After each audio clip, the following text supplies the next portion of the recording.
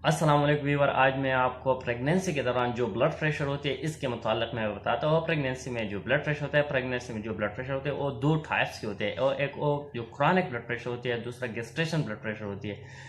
Chronic hypertension और blood hypertension होता है जो प्रीवियसली हिस्ट्री में आपको ब्लड प्रेशर हो तो इसको क्रॉनिक ब्लड प्रेशर। और जब आपको पहले से कोई ब्लड प्रेशर की अलामत नहीं है लेकिन प्रेगनेंसी के दौरान आपको ब्लड प्रेशर की साइन सिम्टम अपीयर हो, जैसे कि आपकी सौ पर दर्द हो, शदीद टाइप की दर्द हो, आपके हाथ पाँव जलन महसूस हो, आपके सीने में सोजन हो, आपको जो स्टमक है इसमें तेज़ाबियत ज़्यादा हो, इसके अलावा शोर शराबा अच्छा नहीं लगती, ऐसा टाइप अलामत आपको जब महसूस हो तो आप अपने डॉक्टर से फ़ौरन अपने गायनेकोलॉजिस्ट से अपने ब्लड प्रेशर चेक करवाएं ताकि आपके ब्लड प्रेशर के पता चले कि ज़्यादा है या कम है। प्रेगनेंसी के दौरान जो गेस्टेशन पीरियड इसमें ब्लड प्रेशर ज़्यादा होने की वजह ये कि एक हार्मोन चेंज होते हैं, हार्मोन इम्बैलेंस होते हैं, हार्मोन के रिलीज ज़्यादा होते हैं जिसकी वजह से ब्लड प्रेशर ज़्यादा हो जाती है।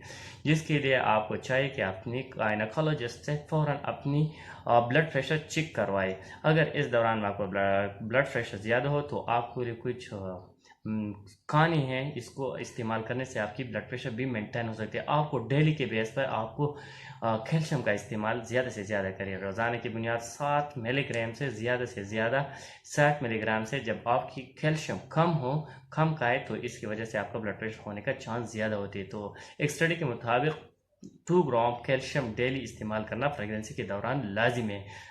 इसके साथ साथ आप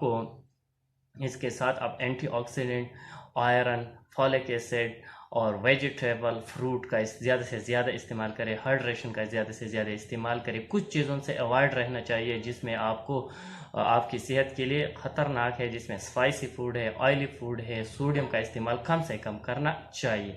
अगर जब आपकी हाइपरटेंशन हो तो हाइपरटेंशन सिर्फ और सिर्फ गेस्टुलेशन हाइपरटेंशन या क्रॉनिक हाइपरटेंशन हो, ये सिर्फ और सिर्फ आपको खुराक से कंट्रोल नहीं कर सकती बल्कि इसके साथ आपको कुछ मेडिसिन का इस्तेमाल करना भी होगा। और ये मेडिसिन जो पहले से आप इस्तेमाल कर रहे हैं, जैसे आपको क्रॉनिक हाइपरटेंशन हो जिसमें आपको जो मेडिसिन इस्तेमाल किया वो अभी इस्तेमाल नहीं करना होगा क्योंकि वो मेडिसिन आप और आपकी बेबी के लिए अच्छा नहीं है। तो इसके लिए आपको स्पेशल टाइप की मेडिसिन होती है जो ब्लड प्रेशर में इस्तेमाल होती है। इसमें मेथाइल डोफा जो अल्डोमेट के नाम से 250 मिलीग्राम के नाम से अवेलेबल है, और दूसरा एटेनोलॉल है। एटेनोलॉल जो है वो आपके लिए और आपके बेबी की सेहत के लिए अच्छा होंगे। तो ये दो मेडिसिन मैंने जो आपको बताया ये आपकी गायनेकोलॉजिस्ट आपको रेकमेंड करेगा। इसके अलावा और कोई मेडिसिन सेल्फ प्रेस्क्रिप्शन नहीं करना चाहिए। अपनी गायनेकोलॉजिस्ट की मशवरे के साथ ये दवा इस्तेमाल करना चाहिए। साथ ही अपने वज़न को कम करना है, डेली के बेस पर वर्जिश और एक्सरसाइज करना होगा आपकी सेहत के लिए और आपकी बेबी की सेहत के लिए। जो ब्लड गेस्टुलेशन हाइपरटेंशन है ये बहुत आपकी और आपकी बेबी दोनों के लिए ब्लड प्रेशर कंट्रोल करने के लिए लाजिम होगा। ये चीज़ें बातें मैंने आपके साथ शेयर किया था।